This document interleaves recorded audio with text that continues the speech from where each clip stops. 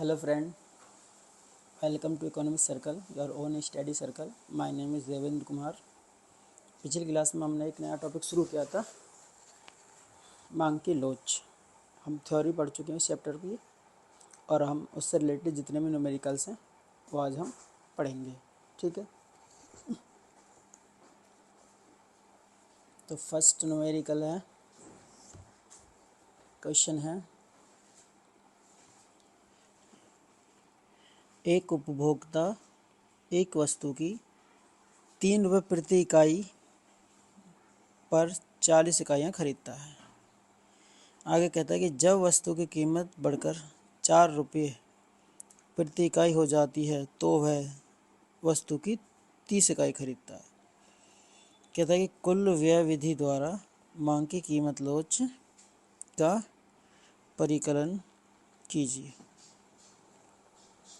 पिछली क्लास में हमने मांग की लोच ज्ञात करने की विधियां पढ़ी थी और उस विधि में हमने 2 प्रकार की विधि पढ़ी थी।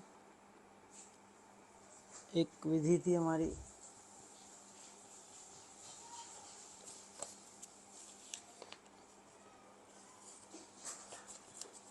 पहली विधि पढ़ी थी हमने व्यय विधि और दूसरी आनुपातिक विधि। तो व्यय विधि से संबंधित क्वेश्चन है ये। ठीक है, व्यय विधि से 3 प्रकार से व्यय विधि द्वारा हम 3 प्रकार की मांग की लोच ज्ञात करते हैं। पिछली क्लास में हम पढ़ चुके हैं। अभी क्वेश्चन है, ठीक है, तो हम देखते हैं, इस क्वेश्चन को सॉल्व करते हैं। ठीक है, एक वस्तु की कीमत 3 रुपये है तो 40 इकाई खरीदता है। ठीक है, तो व्यय निकालते हैं हम। तो यहाँ लिखेंगे आरंभिक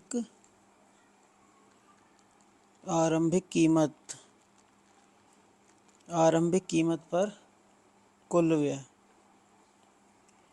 आरंभिक कीमत पर कुल व्यय, कीमत कितनी है 3 रुपये, खर्च कितना हो रहा है 40, टोटल 120 रुपये का खर्चा हुआ। अब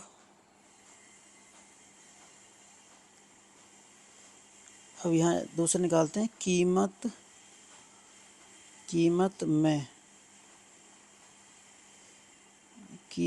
परिवर्तन के बाद व्यय। कीमत में परिवर्तन के बाद व्यय 4 रुपये कीमत, 30 इकाई 120 रुपये।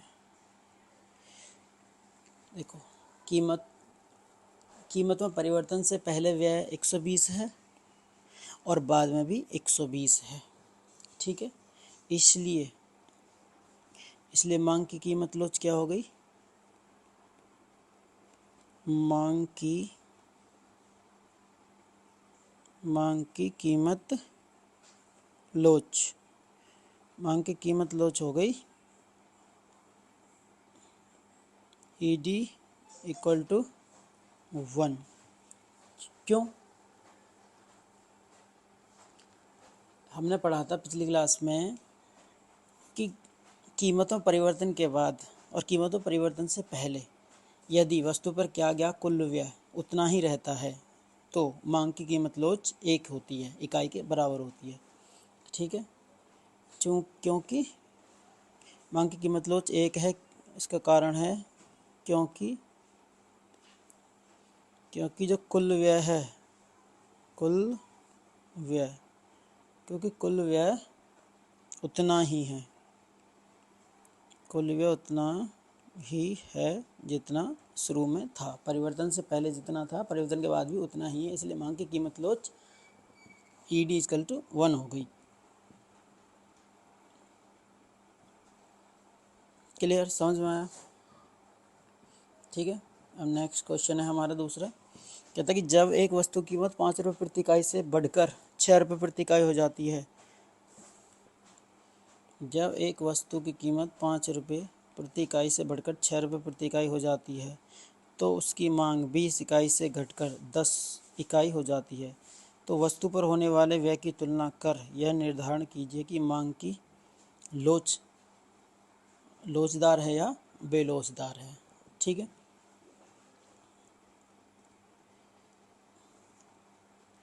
शुरू में कीमत कितनी थी वो लिख देते हैं। कीमत आरंभिक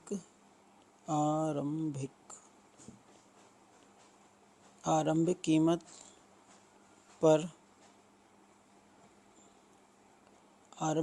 पर कुल व्यय। आरंभिक कीमत पर कुल व्यय हो गया हमारा 5 रुपये कीमत,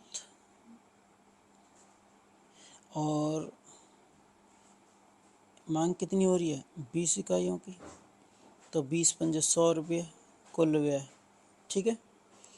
और हमारा आगे परिवर्तन के बाद देखते हैं, कीमत में परिवर्तन के बाद कुल व्यय कितना है।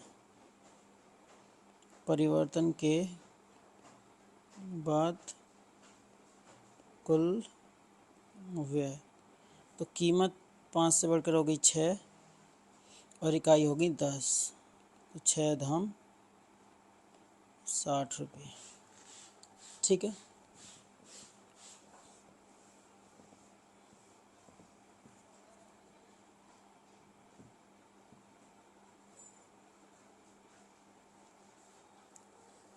प्रारंभिक शुरुआत कीमतों परिवर्तन से पूर्व 100 रुपये खर्च, बाद में 60 रुपये का खर्च। ठीक है। क्योंकि कीमत बढ़ने से हो क्या रहा है, कुल व्यय कम हो रहा है। ठीक है। इसका मतलब कीमत और मांग में विपरीत संबंध है, और कीमत और मांग में जब विपरीत संबंध होता है, कीमत और मांग में विपरीत संबंध होता है, तो मांग की लोच क्या है, लोचदार होती है। ठीक है।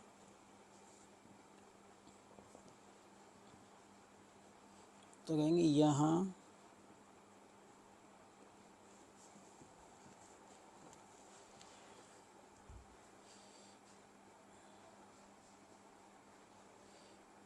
कीमत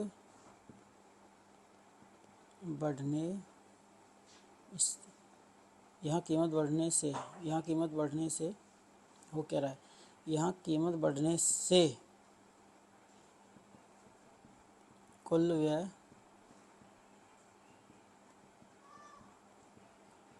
कम हो गया है।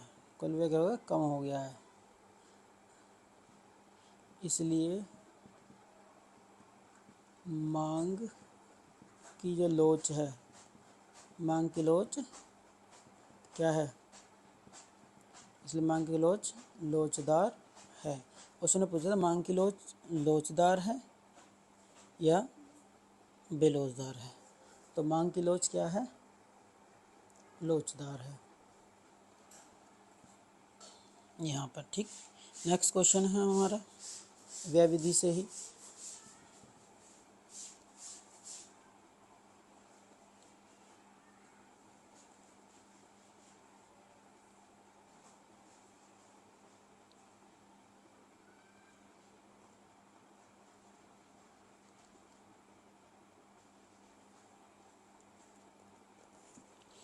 क्वेश्चन है, कहता है एक उपभोक्ता 60 रुपये प्रति इकाई कीमत पर एक वस्तु की 70 इकाइयाँ खरीदता है। जब उसकी कीमत गिरकर 5 रुपये हो जाती है तो 90 इकाई खरीदता है। कुल व्यय विधि द्वारा बताइए कि मांग की कीमत लोचदार है या बेलोचदार है। ठीक है।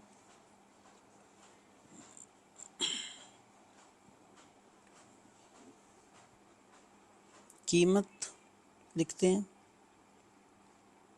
पहले कीमत थी 7, बाद की कीमत 7 और मांग है हमारी 7 पर 70 इकाइयों की मांग है। कीमत गिर जाती है 7 से 5 और मांग हो जाती है 90। तो यहाँ पर हम निकालते हैं कुल व्यय। कुल व्यय हो गया 49, ये हो गया, और 540 हमारा ये हो गया। ठीक है। 449 और 540। इसका मतलब हो क्या रहा है, कीमत में कमी होने पर कीमत कम हो रही है तो व्यय हमारा बढ़ रहा है। ठीक है। तो कीमत गिरने से जब हमारा कुल व्यय बढ़ता है तो मांग और कीमत में क्या है, यहाँ पर विपरीत संबंध है, इसलिए मांग की लोच जो है इकाई से अधिक होगी। अर्थात मांग लोचदार है। ठीक है, चूंकि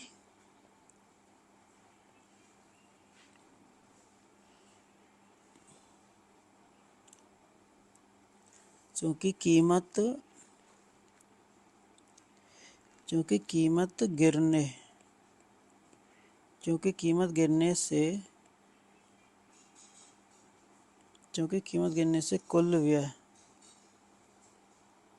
चूंकि कीमत गिरने से कुल व्यय बढ़ चूंकि कीमत कुल व्यय बढ़ गया है, इसलिए मांग की जो लोच है वो इकाई से अधिक है।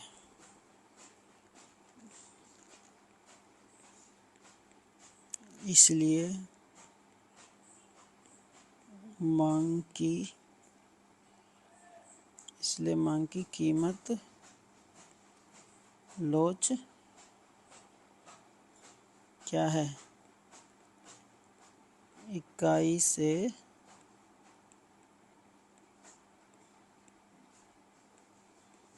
अधिक है। इकाई से क्या है, अधिक है। अर्थात मांग की लोच क्या है, लोचदार, इकाई से अधिक या फिर लोचदार है। ठीक है, कीमत में परिवर्तन होता है तो कीमत में कमी होने पर कुल व्यय बढ़ रहा है। जब कीमत में कमी होती है और कुल व्यय बढ़ता है तो ऐसी स्थिति में मांग की कीमत लोच इकाई से अधिक होती है। हमने पिछली क्लास में पढ़ा था कि व्यय विधि द्वारा जब मांग की लोच निकालते हैं, व्यय विधि द्वारा मांग की लोच निकालते हैं तो वहाँ पर 3 प्रकार की सिचुएशन आती हैं। जब व्यय बराबर होता है तो मांग की लोच इकाई के बराबर होती है। व्यय बढ़ जाता है तो इकाई से अधिक, व्यय कम है तो इकाई से कम।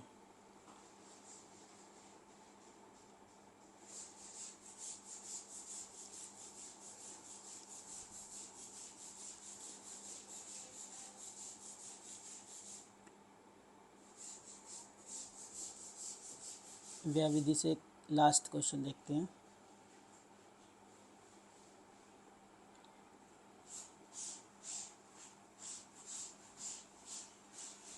क्वेश्चन है हमारा, कहता है कि एक वस्तु की मांग की कीमत लोच 1 -1 है। इस बार क्या है, मांग की कीमत लोच दी हुई है उसने। मांग की कीमत लोच कितनी दी है, -1। और उसके बाद कह रहा है कि जब वस्तु की कीमत 2 रुपये प्रति इकाई है तो उपभोक्ता उस वस्तु की 50 इकाई खरीदता है। 2 रुपये कीमत पर कितनी इकाई खरीद रहा है, 50 इकाई। और मांग की कीमत लोच पहले से उसने -1। आगे कहता है कि यदि कीमत बढ़कर 4 रुपये प्रति इकाई हो जाए, 2 से कितनी हो जाए, 4 रुपये प्रति इकाई हो जाए, फिर कहता है तो उपभोक्ता उस वस्तु की कितनी इकाई खरीदेगा। प्लस इसका उत्तर मांग की कीमत लोच मापने की कुल व्यय विधि की सहायता से दीजिए। किससे ज्ञात करना हमको, कुल व्यय विधि से।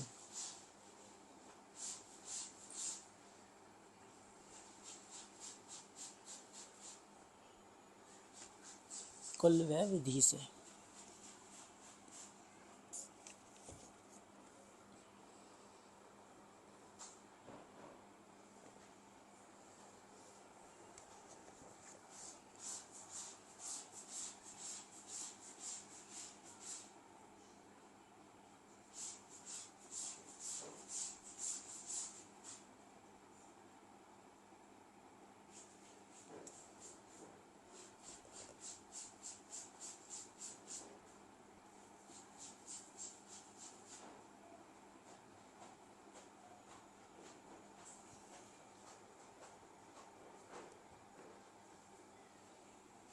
ठीक, हाँ, तो यहाँ पर क्या करेंगे हम, वही प्राइस। सबसे पहले कीमत कितनी है, कीमत है हमारी 2, और 2 रुपये कीमत पर कितनी इकाइयों की मांग कर रहा है, 50 इकाइयों की मांग कर रहा है। और यहाँ पर निकालेंगे हम कुल व्यय। ठीक है, तो व्यय हो गया 50 दूनी 100। अब आगे कहता है कि कीमत बढ़कर 4 रुपये प्रति इकाई हो जाती है। 2 से कितनी होगी, 4 रुपये प्रति इकाई। तो कहता है उपभोक्ता 4 रुपये प्रति इकाई हो जाती है तो उपभोक्ता कितनी इकाई खरीदेगा, ठीक है, कितनी इकाइयों की मांग करेगा, ये हमको ज्ञात करना है, ठीक है। और कुल व्यय हमें नहीं पता, लेकिन हमें मालूम है हमें मांग की कीमत लोच दी है कितनी, -1, ठीक है।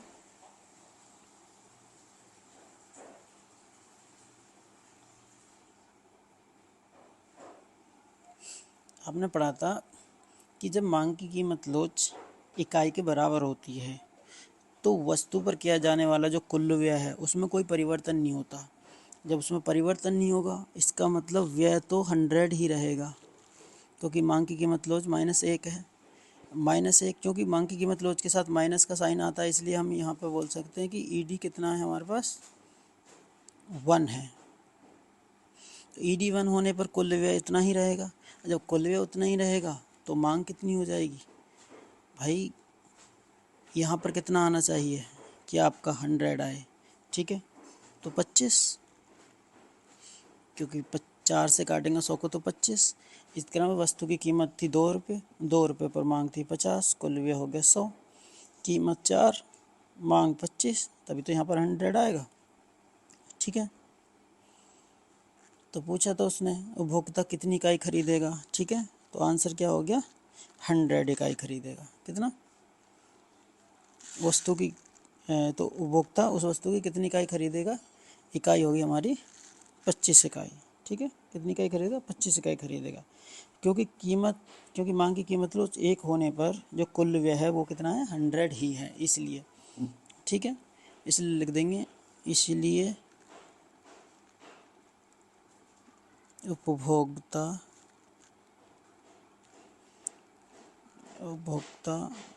वस्तु की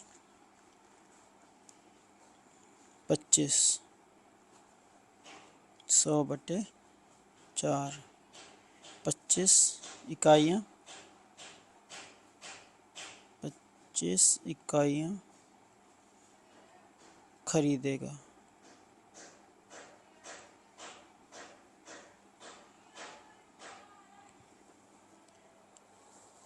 एक वस्तु की मांग की कीमत लो -1 है, ठीक है, क्योंकि उसने मांग की कीमत लो चूँकि 1 है इसलिए वस्तु पर किया जाने वाला व्यय कीमत में परिवर्तन के बाद भी वही रहेगा, 100 था 100 ही रहेगा, ठीक है। एक वस्तु की कीमत थी 4 से डिवाइड किया 100 को तो 25 इकाई खरीदेगा। समझ में आया।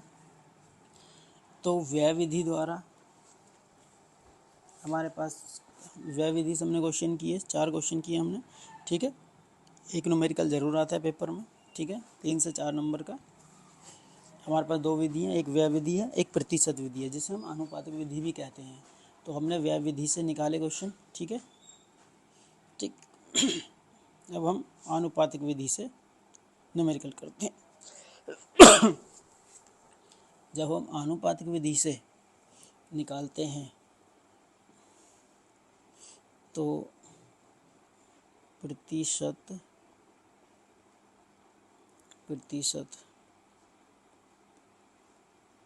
विधि से जब मांग की कीमत लोच निकालते हैं तो हमने फॉर्मूला पढ़ा था, ईडी क्या होता है, -P/Q और होता है डेल्टा Q/डेल्टा P। यही यहाँ पर जो P है वो है प्रारंभिक मतलब शुरू वाली प्रारंभिक कीमत, और Q हो गया हमारा प्रारंभिक मांग, ठीक है।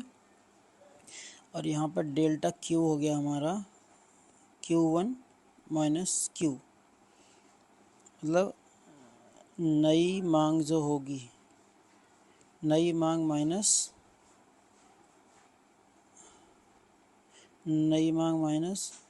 प्रारंभिक मांग,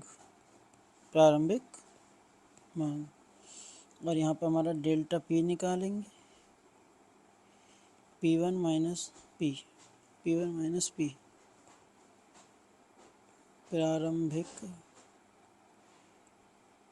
प्रारंभिक कीमत माइनस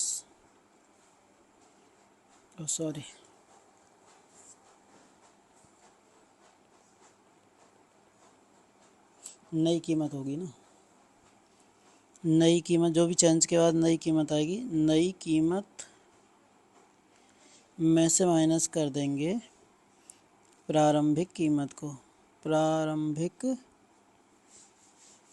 कीमत को। ठीक, ये हमारा फॉर्मूला है प्रतिशत विधि। E D equal to minus P upon Q into delta Q upon delta P, जिसमें पी है हमारी प्रारंभिक कीमत, क्यू है हमारी प्रारंभिक मांग, delta Q Q one minus Q और delta P P one minus P. ठीक है, क्वेश्चन करते हैं। अब क्वेश्चन करने से पहले जो हमें दिया है सबसे पहले हम उसको लिख लेंगे। कहता है एक वस्तु की कीमत 5 रुपये प्रति इकाई, एक वस्तु की कीमत 4 रुपये प्रति इकाई से बढ़कर कितनी हो जाती है, 5 रुपये हो जाती है। इसका मतलब शुरू में कीमत कितनी थी, पी, उसको पी से लेते हैं, पी से डिनोट करते हैं और वो है 4, और नई कीमत को हम किससे डिनोट कर देंगे, P1 से, और वो है हमारी 5। और कहता है मांग पहले कितनी थी, मांग Q 50, और अब कितनी हो गई, Q1 घट गई 40 हो गई। ठीक है, तो हमारे पास P दिया है, Q भी दिया है, हमको क्या चाहिए, डेल्टा Q डेल्टा P। तो यहाँ पर निकालेंगे डेल्टा P, डेल्टा P क्या है, P1 माइनस P, P1 कितना है 5, P1 कितना है 4, ये हो गया 1। यहाँ पर डेल्टा Q निकालेंगे, Q1 माइनस Q1 है 40, Q है 50, ये हो गया हमारा -10, कितना -10। अब निकालते हैं मांग की लोच, ई डी इक्वल टू ये होता है -1 P अपन Q डेल्टा Q अपन डेल्टा P, ये होता है फॉर्मूला। तो -P कितना है 4, माइनस यहाँ 4, Q कितना है 4 पे कितनी इकाई की मांग 50, और डेल्टा Q हमारा -10 है, और डेल्टा P है हमारा 1। तो माइनस से माइनस, ठीक है, 10 से काटेंगे 5 बारी, तो ये आ गया हमारा 4/5, और इसको काटेंगे तो 0.8 आ जाएगा, क्योंकि 5 अट्ठे 40 होता है। इसका मतलब मांग की कीमत लोच कितनी आ गई हमारी निकल के, तो ई डी आ गई, ई डी आ गया हमारे पास 0.8। अगर क्वेश्चन में कहता है कि मांग की कीमत लोच की प्रकृति याद कीजिए, प्रकृति मतलब किस प्रकार की मांग की कीमत लोच है, तो क्या है, यहाँ पे क्या बोलेंगे, 1 से कम है तो बोलेंगे इकाई, इकाई से कम, इकाई से कम, इकाई से कम लोचदार, इकाई से कम लोचदार मांग।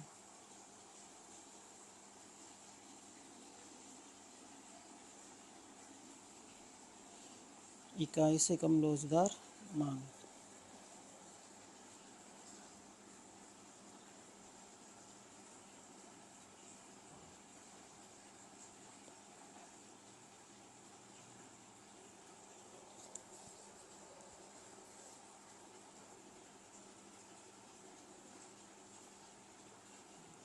तो मांग की कीमत रोज कितनी आ गई हमारे पास 0.8 आ गई। ठीक है, ये तो क्वेश्चन सिंपल, जिसमें हमें कीमत भी दी हुई है, प्रारंभिक कीमत दी है, नई वाली कीमत दी है परिवर्तन के बाद, ऐसी प्रारंभ में कितनी इकाइयाँ थी और कीमत परिवर्तन पर कितनी इकाई हो गई। ठीक है, जो हमें दिया है वो हमने रखा, ठीक है, फॉर्मूले में पुट किया, आंसर आ गया। ठीक, नेक्स्ट क्वेश्चन करते हैं।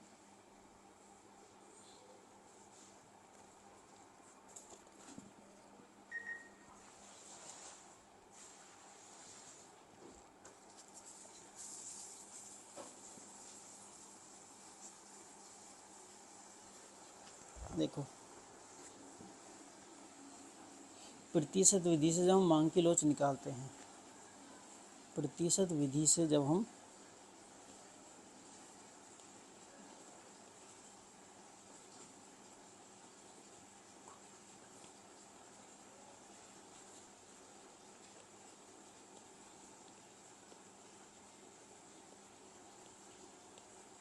प्रतिशत विधि से मांग की लोच निकालते हैं, तो हमारे पास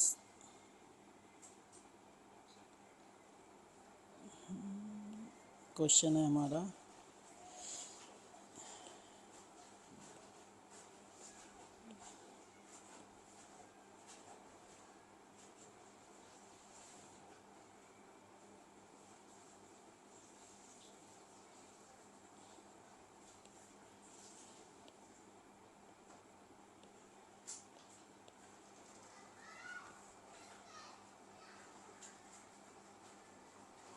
क्वेश्चन पढ़ते हैं।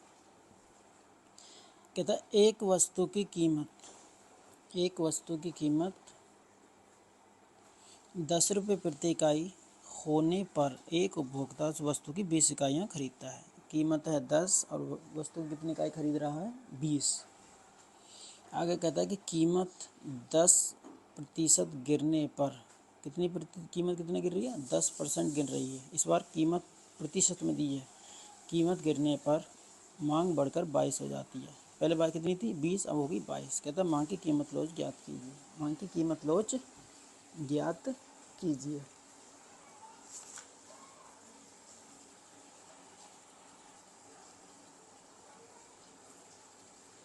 ठीक, तो देखो हमने फॉर्मूला पढ़ा है मांग की लोच निकालने का। ईडी होता माइनस पी अपॉन क्यू और delta Q upon delta P.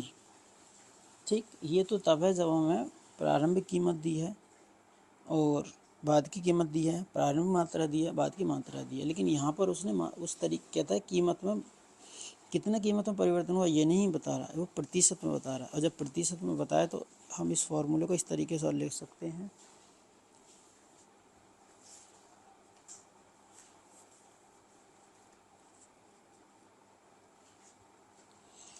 लिख सकते हैं मांग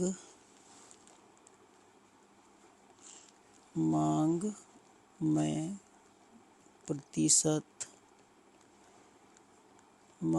प्रतिशत परिवर्तन और अपॉन में आ जाएगा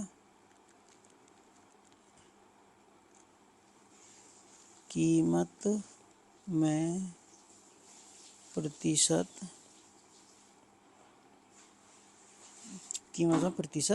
परिवर्तन। ठीक है, अब कीमत में प्रतिशत परिवर्तन उसने दिया है कितना? 10। जो दिया है उसके लिखेंगे। दिया है क्या?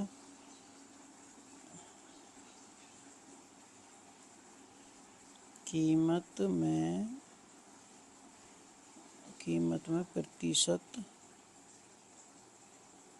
प्रतिशत परिवर्तन कितना? 10%।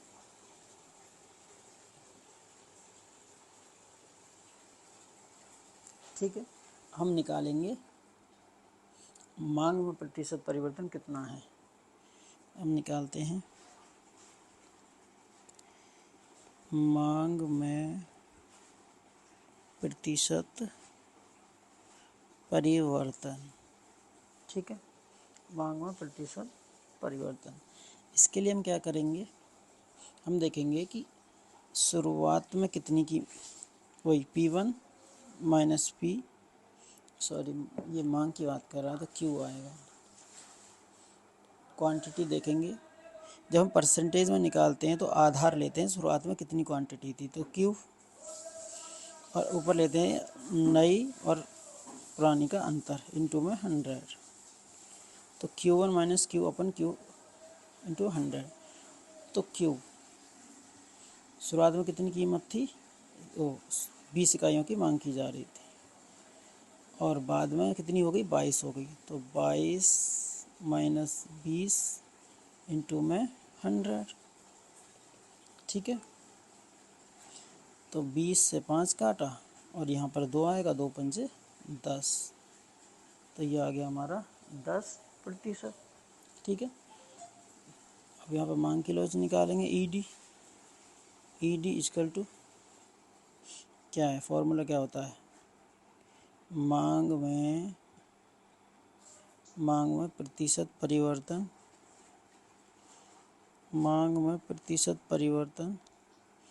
और अपॉन में आ जाएगा कीमत में प्रतिशत परिवर्तन। मांग में प्रतिशत परिवर्तन बटे कीमत में प्रतिशत परिवर्तन। मांग में प्रतिशत परिवर्तन है हमारा 10 और कीमत में प्रतिशत परिवर्तन हमारा 10 से इसको काटेंगे तो ये आ जाएगा हमारा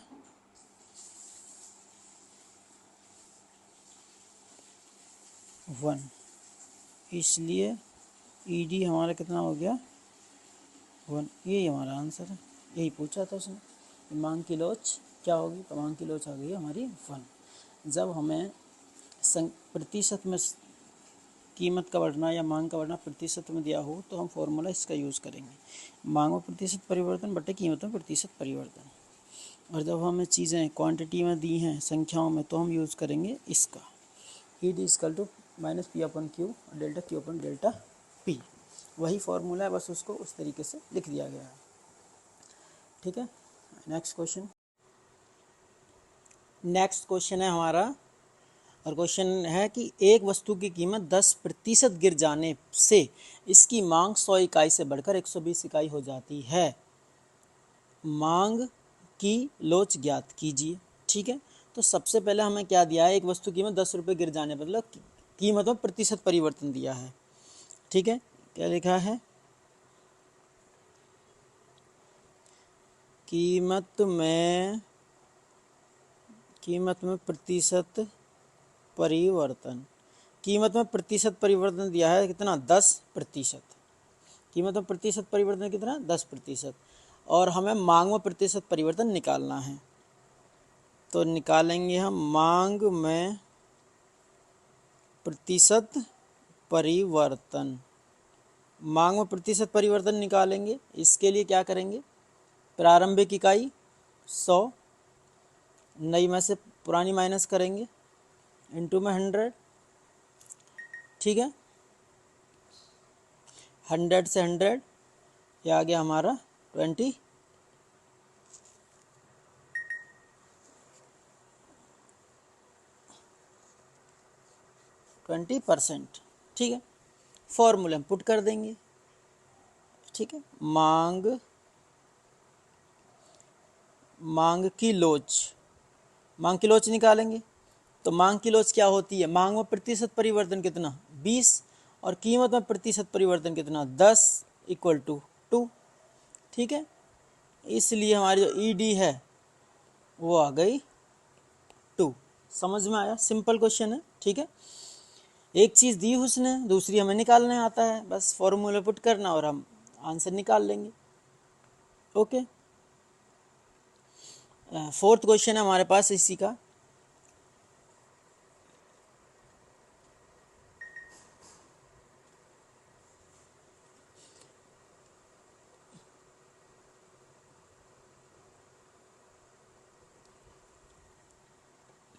क्वेश्चन है वस्तु x की मांग की लोच, वस्तु x की मांग की लोच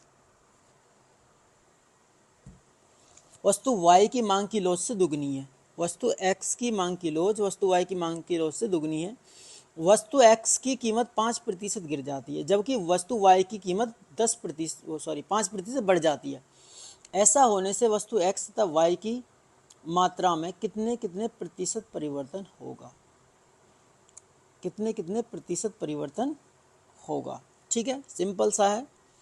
इस बार x दो वस्तु दी हुए हैं, पिछले क्वेश्चन में हम एक वस्तु कर रहे थे। ठीक है, तो हम लेट कर लेंगे, इसको सॉल्यूशन करें इसका, तो माना क्या कहता है, वस्तु x की मांग की लोच y की मांग की लोच से दोगुनी है। ठीक है, तो y की मानेंगे, माना वस्तु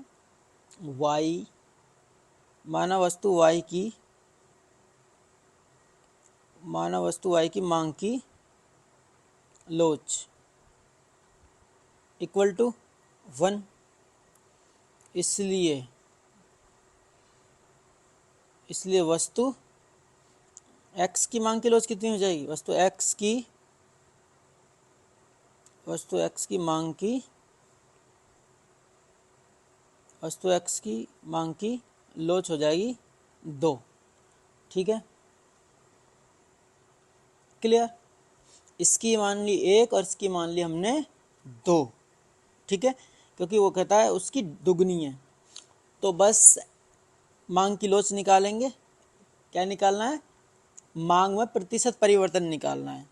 क्वेश्चन में कहता है कि ऐसा होने से वस्तु x और वस्तु y की मात्रा में कितने प्रतिशत परिवर्तन होगा। ठीक है, तो यहाँ पे करते हैं x के लिए, वस्तु x के लिए वस्तु x के लिए निकालने पहले।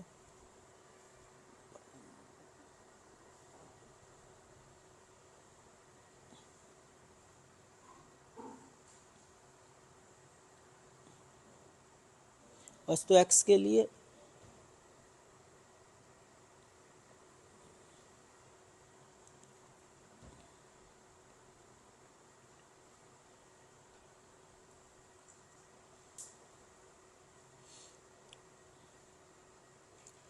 तो ईडी वही, ईडी इक्वल टू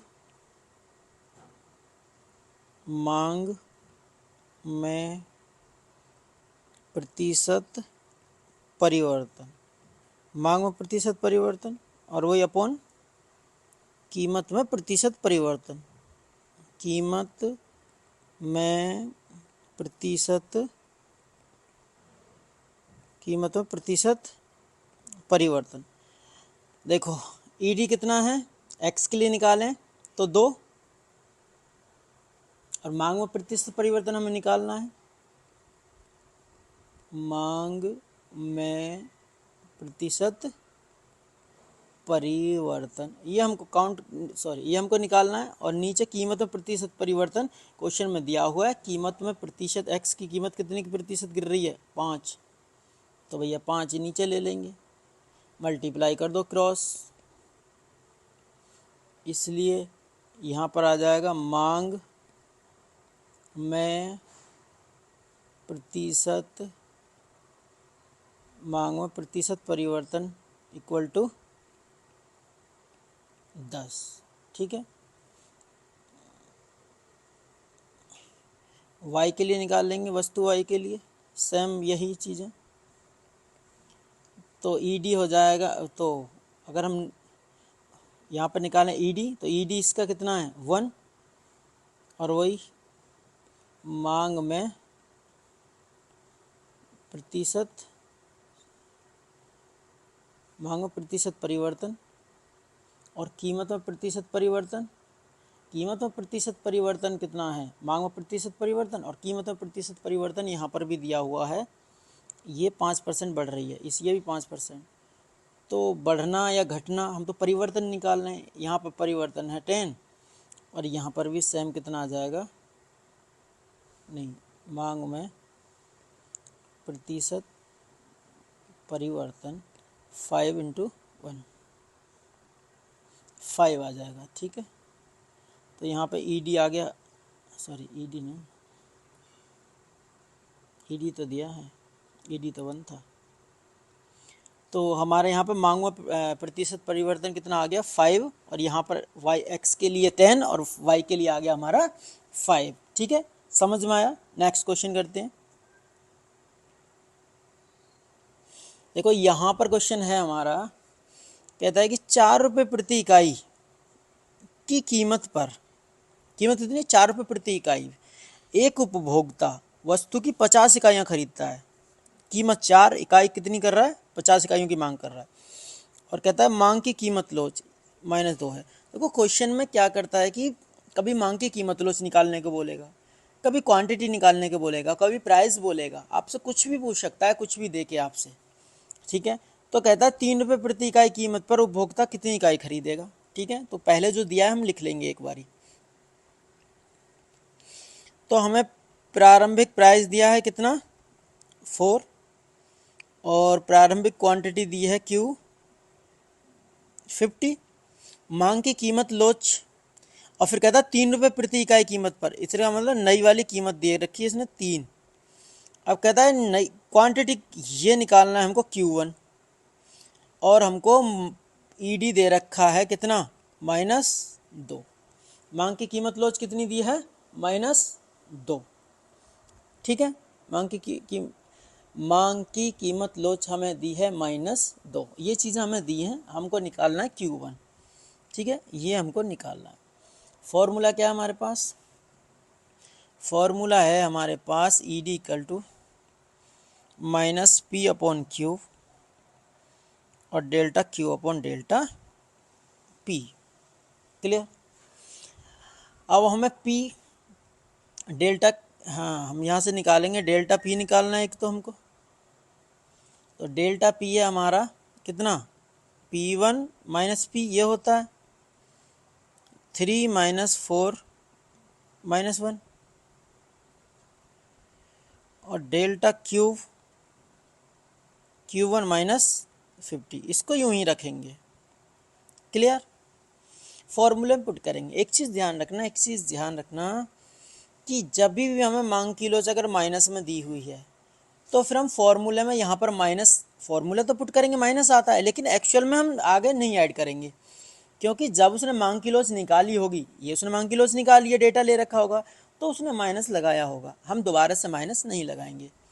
तो हम यहाँ पर मांग किलोज जो ईडी है उसको लिख देंगे -2, यहाँ पर वैल्यू पुट करें तो -2 तो यहाँ आएगा, पी हमारा 4 है, क्यू हमारा 50 है, डेल्टा क्यू हमारा क्यूब -50, और डेल्टा पी है हमारा -1। ठीक है,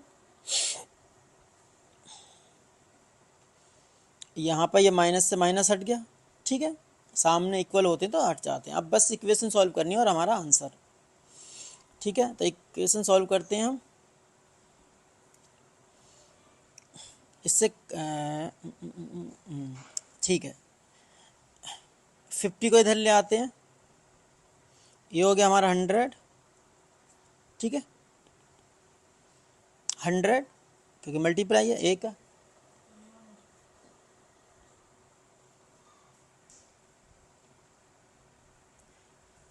और मल्टीप्लाई करेंगे 4 की क्यूब में तो आ जाएगा ये 4 क्यूब माइनस 4 पंजे 20, 200। ये हम इसको उधर ले जाएंगे। ठीक है, इसको इधर ले आते हैं, तो ये हो गया हमारा 4 क्यूब, और इसको इधर लाएंगे तो ये हो गया 100 में ऐड कर देंगे 200।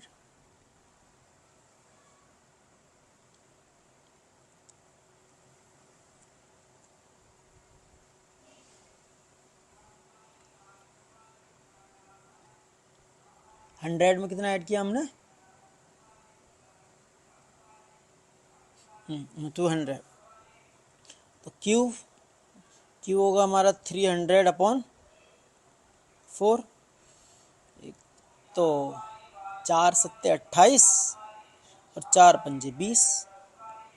तो भैया हमारा क्यूब जो है Q1, हाँ सॉरी, ये Q1 है, Q1 तो Q1 हमारा आ गया 75, और यही उसने पूछा है। ठीक है, तो इस तरीके से क्वेश्चन देखो। अब फॉर्मूला जो हमारा ये है, इसमें से आपको कुछ भी पूछ सकता है। आपको प्रारंभिक प्राइस, प्रारंभिक quantity, change in quantity, change in price, वो कुछ भी पूछ सकता है, या मांग की लोच, वो कुछ भी पूछ सकता है। उससे रिलेटेड डेटा देगा, कुछ चीज़ें मिसिंग करेगा और वही चीज़ें आपसे पूछेगा। ठीक है,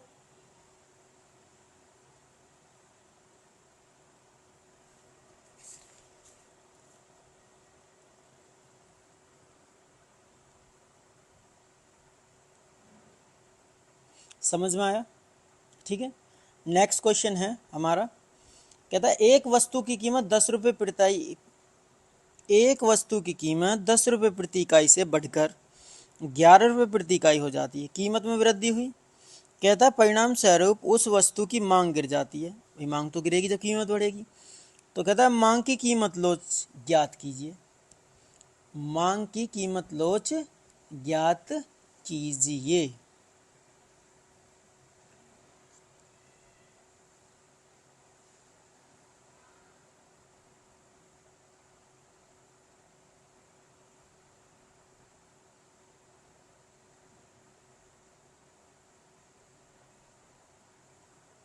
यहाँ पर एक चीज़ मिसिंग है क्वेश्चन में। कहता है परिणाम स्वरूप उस वस्तु की मांग, यहाँ पर 10% है, इसको ये मिसिंग है क्वेश्चन में। अब सॉल्व करते हैं। सिंपल जो पीछे क्वेश्चन कर रहे थे वही क्वेश्चन है। कीमत में प्रतिशत परिवर्तन निकालेंगे, क्योंकि यहाँ पर चीज़ें परसेंटेज में दी है। तो कीमत में प्रतिशत परिवर्तन, कीमत में प्रतिशत परिवर्तन आ गया हमारा 11 माइनस 10/10 इंटू में 100, ये आ गया 10%। और मांग में प्रतिशत परिवर्तन उसने दिया ही है कितना, 10। ठीक है, इसलिए ईडी आ गई हमारी। मांग में प्रतिशत परिवर्तन कितना दिया है, मांग में प्रतिशत परिवर्तन इक्वल टू, ये भी हमारा 10 है, इसलिए ईडी आ गई 10/10 इक्वल टू 1। ये हमारा आंसर है। नेक्स्ट क्वेश्चन करते हैं, क्वेश्चन नंबर 7। क्वेश्चन है इस तरह, क्वेश्चन है कि एक उपभोक्ता 5 रुपये प्रति इकाई कीमत पर वस्तु की 80 इकाइयाँ खरीदता है। आगे लिखा है कि मान लीजिए कि मांग की कीमत लोच -2 है। फिर कहता है कि किस कीमत पर वह 64 इकाइयाँ खरीदेगा। इसका मतलब नई कीमत हमसे निकालने को बोला है उसने। ठीक है, नई कीमत हमको निकालनी है। तो सबसे पहले देखते हैं क्या क्या दिया हुआ क्वेश्चन में। तो सबसे पहले पी दिया है, इनिशियल प्राइस, पहले प्राइस सबसे पहले 5, और 5 रुपये पर कितनी क्वांटिटी खरीद रहा है, 80। इसका मतलब क्यू दिया है। और कहता है कि मांग की कीमत लोच उसने पहले से ही दी है, ईडी इक्वल टू -2। और कहता है किस कीमत पर, मतलब नया प्राइस निकालने को बोला है, और नई क्वांटिटी दे रखी है 64 इकाई। ठीक, सबसे पहले यहाँ से डेल्टा पी निकालेंगे। तो डेल्टा पी होता है हमारा P1 माइनस पी। तो पी हमारा, P1 को P1 ही रखेंगे क्योंकि वो निकाल रहे हैं, और पी हमारा 5। ऐसे यहाँ पर डेल्टा क्यूब निकालेंगे, ये होता है हमारा Q1 माइनस क्यूब। तो 64 माइनस 80, यह है -16, -16। फॉर्मूले में पुट कर देंगे। फॉर्मूला हमारा ईडी होता है -P/क्यूब, डेल्टा Q/डेल्टा पी।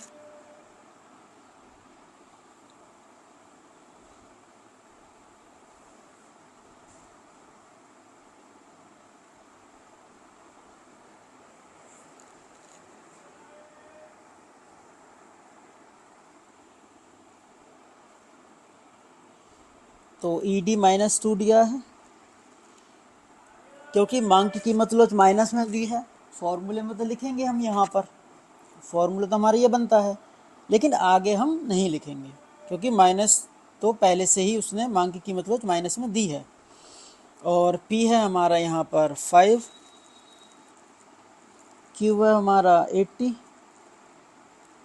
डेल्टा Q है हमारा -16, और ये हमारा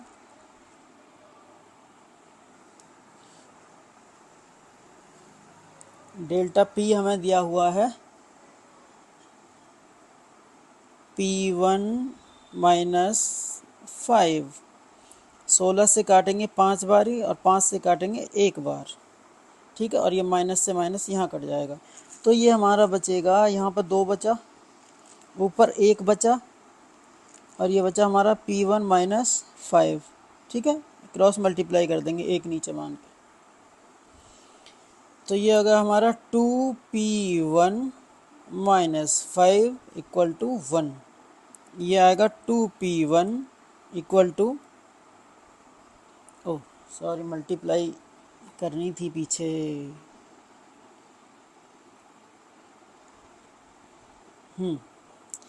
तो 5, हाँ क्रॉस मल्टीप्लाई करेंगे ना, तो 5, वो 2 की P1 में तो 2P1, और 2 की 5 में तो 10, और 1 की 1 में।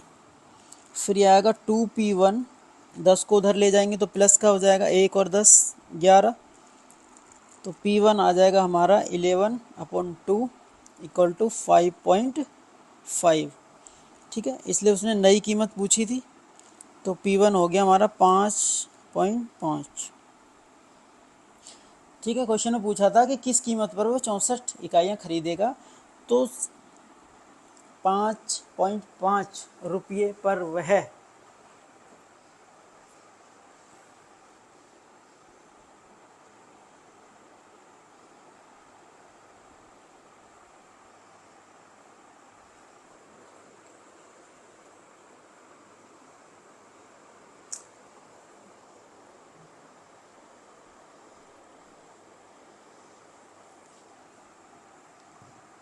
5.5 रुपये की कीमत पर वह, ठीक है, 64 इकाइयाँ खरीदेगा। आगे कहता है, आगे एक और क्वेश्चन है, क्वेश्चन नंबर 8।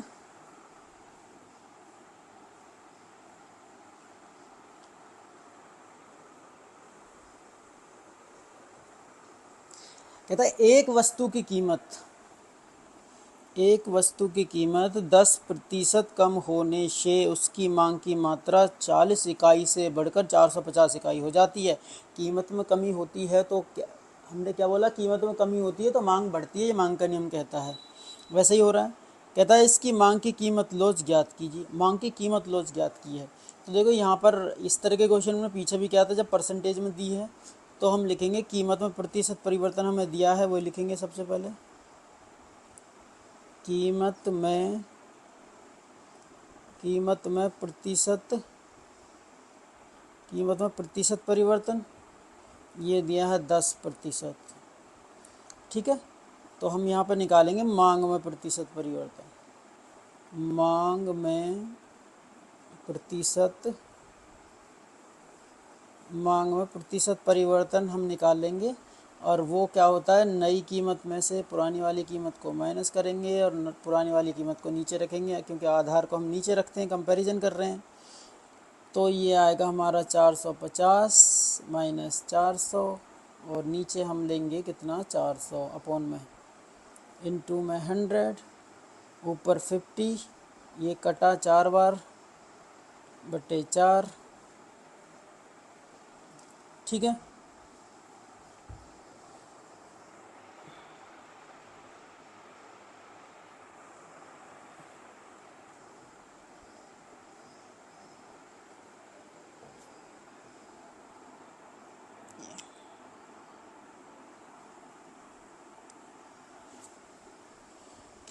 ये ऊपर आएगा 50।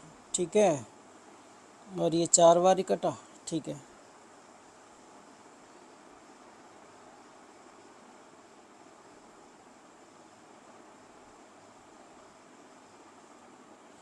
तो हो गया 12.5%।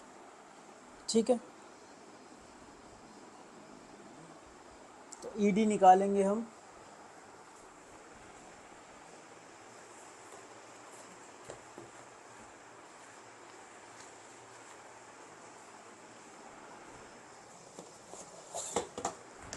तो मांग की कीमत लॉज क्या होती है, फॉर्मूला ऊपर आता है हमारा, मांग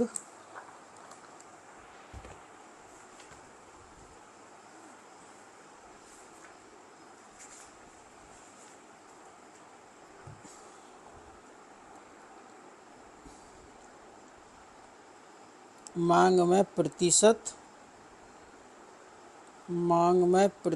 परिवर्तन बटे कीमत में प्रतिशत परिवर्तन। ठीक है, तो मांग में प्रतिशत परिवर्तन कितना आ रहा है, 12.5, और ये हमारा कितना, 10।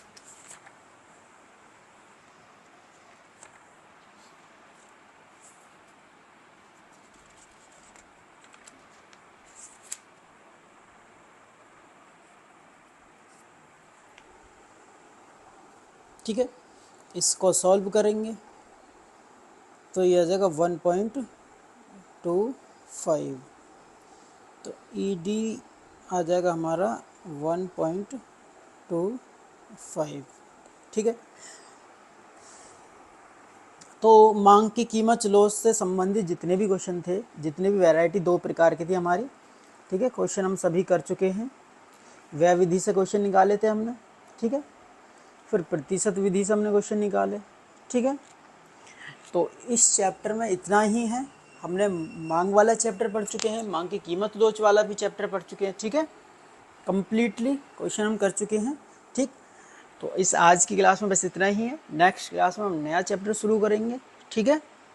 तो अभी के लिए क्या करना है, आपको हमारे चैनल को क्या करना है, सब्सक्राइब करना है, और जो वीडियो है वो ज़्यादा से ज़्यादा अपने फ्रेंड सर्कल में क्या करना है, आपको शेयर करना है, ठीक है। बस इतना आपका काम करना है, ठीक है। और आपको प्रॉपर क्या करना है कि वीडियो को देखना है, ठीक। नोट्स आप अपनी कॉपी में खुद लिखेंगे अपने हाथों से।